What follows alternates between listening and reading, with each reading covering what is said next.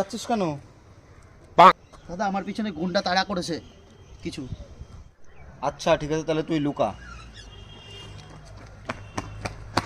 দাদা দেখেছো এখান থেকে একটা ছেলে ব্যাগ নিয়ে দৌড়চ্ছিল। কেন, কি হয়েছে? আরে আমার ওই ব্যাগে 50,000 টাকা ছিল, টাকাটা নিয়ে চলে গেছে। প্লিজ আমাকে ক্ষমা করে দাও প্লিজ। দেখেছি এদিকে গেল। ভাই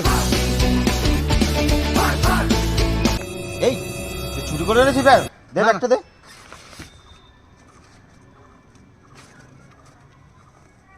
এই নে 5,000, যা। প্লিজ কাউরে বলো না। ঠিক আছে যা। যাক ভালোই হলো, 5,000 দিয়ে 50,000 পেলাম। যা পাড়া, এ কি হলো আমার।